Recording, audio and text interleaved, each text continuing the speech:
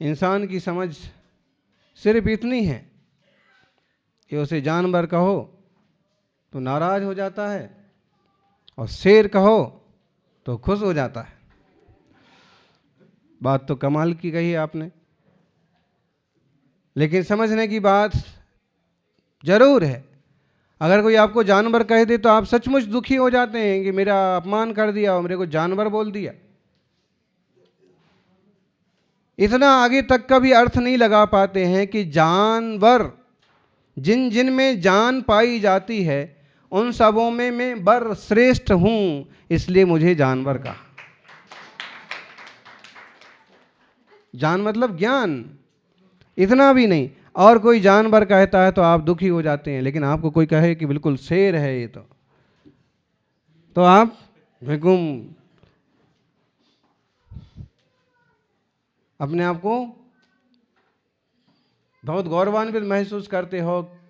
और लोगों ने तो अपने नाम के साथ में भी शेर सिंह लगा रखा है, हैं? महेंद्र सिंह, हरभजन सिंह,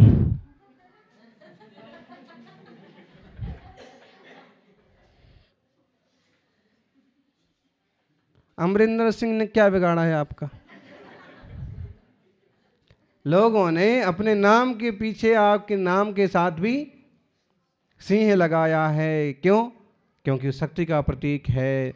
देखा जाए तो ढेर सारे गुण होते हैं, चूंकि वह त्रियंश की एक पर्याय है, इसलिए जैन धर्म में मनुष्य से बढ़ के उसे सम्मान नहीं दिया है।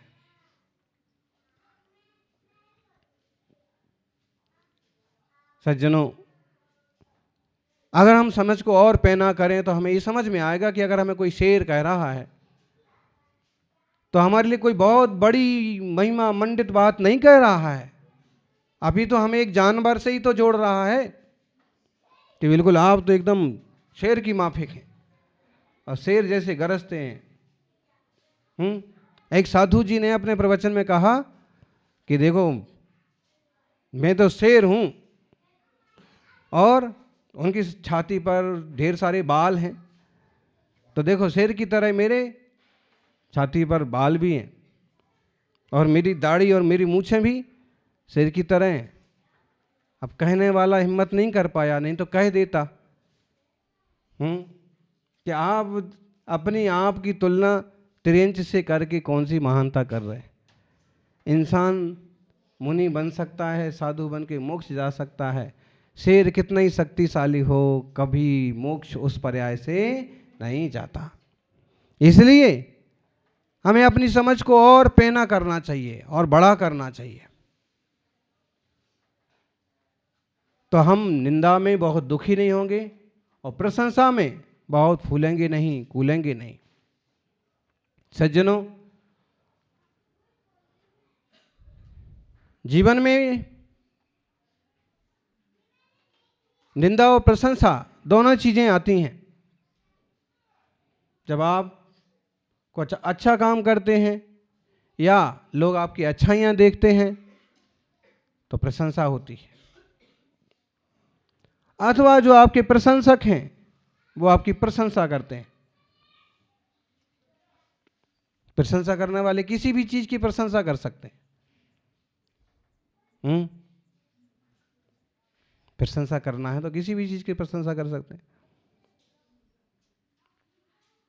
आपके ज्ञान की, आपके दर्शन की, आपके चारित्र की, आपके तप की, आपके गुण की, आपके देह की, आपके मन की, आपकी सोच की, किसी भी चीज की प्रशंसा कर सकते हैं कि इतनी उष्णता में भी, इतनी छोटी वय में भी, इतनी बड़ी वय में भी आपने संयम का मार्ग लिया, हिम्मत की। और निंदा करने वाले किसी भी चीज की निंदा भी कर सकते हैं, किसी भी गुण को अवगुण भी बोल सकते हैं। इसलिए साधु जीवन में समता को साधने की बात सबसे महत्वपूर्ण है। चाहे कोई निंदा करे, चाहे कोई प्रशंसा करे, आप अपने मार्ग पर डटे रहिए, चलते रहिए। कोई बुरा कहे या अच्छा, लक्ष्मी आवे या जावे,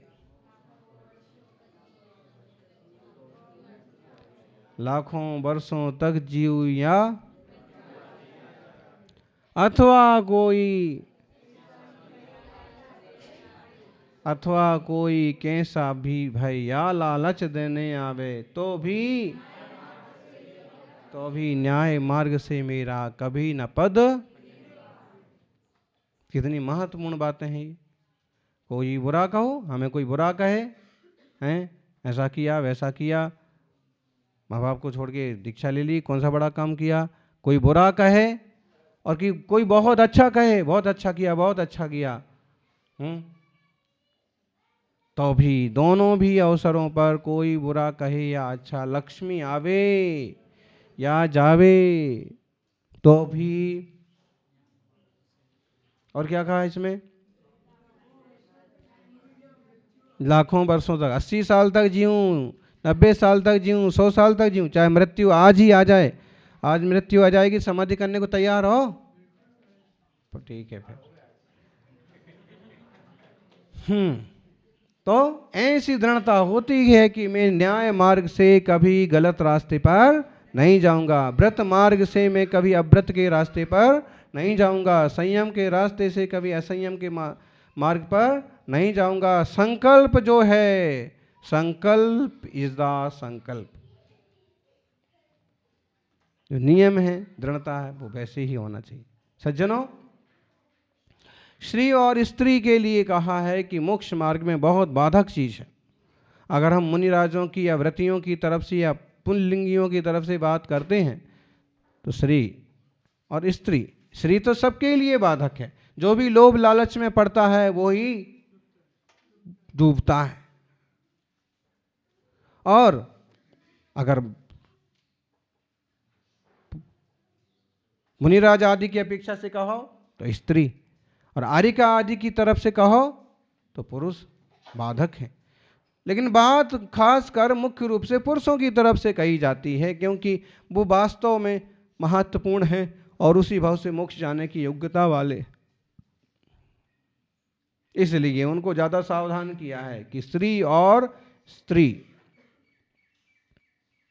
स्त्री का मतलब लक्ष्मी आवे या जावे, रुपया पैसा खूब कमाई हो रही है, खूब मिल रहा है, हैं, और इस टाइप से पैसा आ गया, उस टाइप से आ गया, इस दान का आ गया, उस दान का आ गया,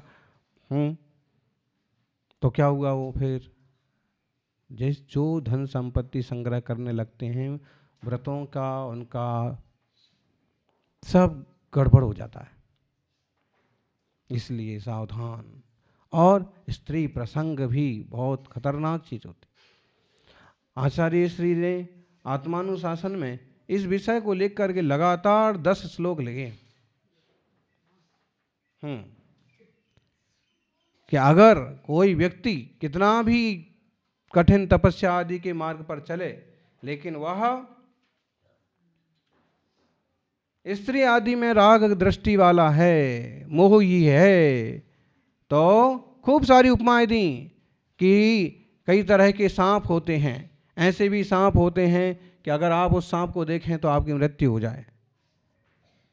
तो उसके लिए आचार्य महाराज ने कहा कि ऐसे सांप होते कि नहीं होते, ये कोई प्रत्यक्ष में किसी ने देखे नहीं, लेकिन ये जरूर है कि सर्प को देखने से मृत्यु हो ना हो, लेकिन जो चालाक लोग हैं वो स्त्रियों को देख करके जरूर अपने भावों से भ्रष्ट हो जाते हैं, परिणाम से च्युत हो जाते हैं। इसलिए सांप से खतरनाक, जो कि मातृवर्ग अपने आप में अपने स्थान पर ठीक है, लेकिन दृष्टि वाले की बात है, इसलिए वो उपमा दी है कि अगर आपकी दृष्टि खराब है तो ये सांप से भी बुरा काम आपके जीवन के लिए कर सकते हैं, जो कि वो कुछ करें ना करें, तुम्हारे परिणाम से ही होना है।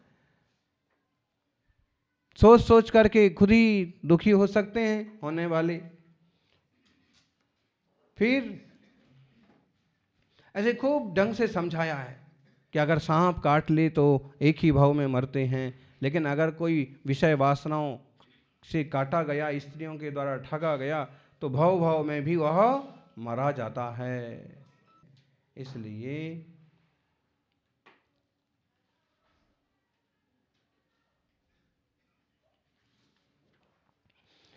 स्त्री वर्ग से साधना के क्षेत्र में बढ़ने वालों को दूर रहना चाहिए, मर्यादा और विवेक से पेश आना चाहिए।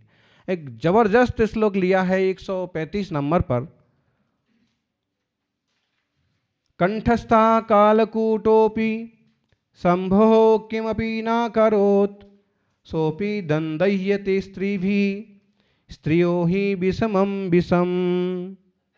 ऐसी बात कही है कि कालकूट कंठस्थ हुआ पर जिसका कुछ भी कर न सका, विषम रूप विष नारी द्वारा वह स्यो भी अति दहक रहा। कैसी बात कही है कि जिन्होंने कालकूट विष पी लिया और पिया, लेकिन उसको अपने कंठ में गले में रोक के रख लिया, क्योंकि अंदर जाएगा तो मृत्यु हो सकती है, इसलिए उसको गले में ही रोक दिया और उस कारण से उनका गला नीला पड़ गया। माने इतने शक्तिशाली कि वो विष भी उनका कुछ नहीं बिगड़ पाया, फिर भी सोपी दंदय्यते स्त्री भी स्त्रियो ही विषमम विषमम, फिर भी वह भी स्त्री के द्वारा जलाए गए। देखो उन्होंने जो शिव जी की कथा आती है कि पार्वती से विवाह किया, ये किया वो किया, गणेश जी पैदा हुए, तो अब एक कथा ये भी आती है कि कामदेव को मार दिया, लेकिन आचार्य श्री कहते हैं कि इतना सक्षम शक्तिशाली व्यक्तित्व भी और वह इस तरह के प्रपंच में चले गए और पराजित हो गए, एक तरह से उसी चीज में लग गए। फिर तुम्हारी क्या क्षमता है, ऐसा संदेश देना चाहते हैं कि जब उनसे झेलते नहीं बना तो तुम क्या चीज हो। तुम्हें चाहिए कि बहुत विवेक और बहुत सावधानी से मार्ग पर बढ़ो। मोक्ष मार्ग में विषम लिंगियों के साथ एक बहुत मर्यादा और बहुत ही विवेक पूर्वक प्रवृत्ति जरूरी है। सज्जनों,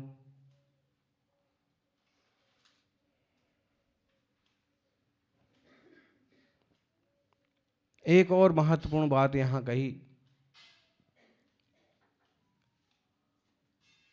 कि जो विकारी भाव हैं या जो उसमें हर्ष या संतोष का भाव है, वो सब मन के द्वारा होता है। कैसे होता है? खुशी हुई जैसे किसी को देखने पर, किसी को छूने पर, कैसे होता है? मन से होता है। अच्छा लगा, बहुत अच्छा लगा, आज अमुक को दिख गया, आज तमुक दिख गया, बात हो गई, ये हो गया।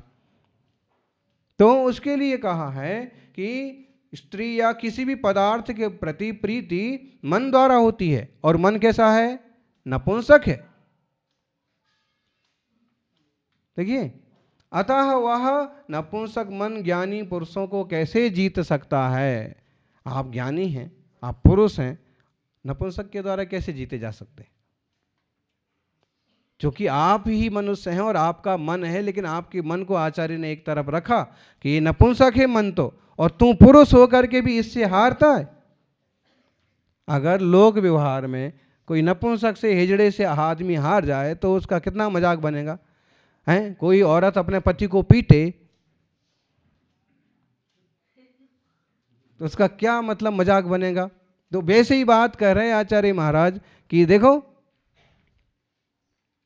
मन नपुंसक है और तुम मन से कैसे पराजित हो सकते, और होते हो तो तुम्हारा पुरुष होना बेकार है। इस लोग लिखा है, प्रियाम अनुभवत स्वम भवति कातरम केवलम, प्रियाम अनुभवत स्वयं भवति कातरम केवलम, परेष्वनुभवस्तुताम विषयिषु स्फुटम म्लादते, मनो ननु नपुंसकम त्वति न शब्दतश्चार्थताः, श्रुति कथम नेन सन्नुभय था पुमान जीयते। प्रिया भोग में आकुल है पर कायर भोग नहीं सकता, किंतु भोगती हुई इंद्रियों को लेख आनंद, किंतु भोगती, इंद्रियां भोगती है ना पदार्थ को, तो जीव से चखा, देखा, इंद्रियां भोगती हैं, किंतु भोगती हुई इंद्रियों को लख आनंदित होता, अतः नपुंसक कहा शब्द से और अर्थ से भी यह मन। शब्द अर्थ से हुए पुरुष को कैसे जीत सकेगा मन। मन मनस शब्द है ना, वो नपुंसक लिंग का है, सकारांत।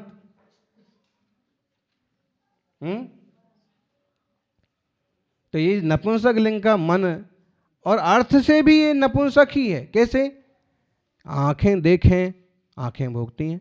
जीभ रस चखे, खाए, जीभ को स्वाद आता है। हाथ छुएं, हाथों को अच्छा लगना चाहिए, हाथ ही लाभ ले रहे हैं। गरम ठंडी का उन्हें महसूस हो रहा है। ठीक ऐसे ही सूंघें या फिर जो भी करें, तो वो इंद्रियां तो एक तरह से भोग रही। वास्तव में इंद्रियां भी भोगती नहीं हैं, शायद समय ज्ञान की बात है वो, लेकिन समझाने के लिए ये बात कही है कि इंद्रियां तो फिर भी उसको भोग रही हैं, उस वस्तु का आनंद ले रही हैं। और ये मन सिर्फ यूं जबरदस्ती खुश हुए जा रहा है। ये नपुंसक है, ये कुछ कर नहीं सकता, ये खुद नहीं भोगता है। बोलो मन। लेकिन ये शब्द से भी नपुंसक है, क्योंकि नपुंसक लिंग का शब्द है। और अर्थ से भी नपुंसक है, क्योंकि ये हर चीज में खुशी होता है, चाहता है, ये करता है, वो करता है, लेकिन ये कुछ भी यूज नहीं कर सकता। बोलो, भाव मन अगर ज्ञान है तो क्या यूज करता है? वो वस्तु से एकनिष्ठ होता है क्या? नहीं होता। द्रव्य मन भी है, तो हार्ट है द्रव्य मन। द्रव्य मन कौन सी चीज को टच करता है? अंदर में उसकी रचना है, छाती की, बताइए, अष्टदल कमल के आकार का मन। हाथ तो ठीक है, छुएगा, जीभ अपने खाएगी, आंखें देखेंगी, ये वो।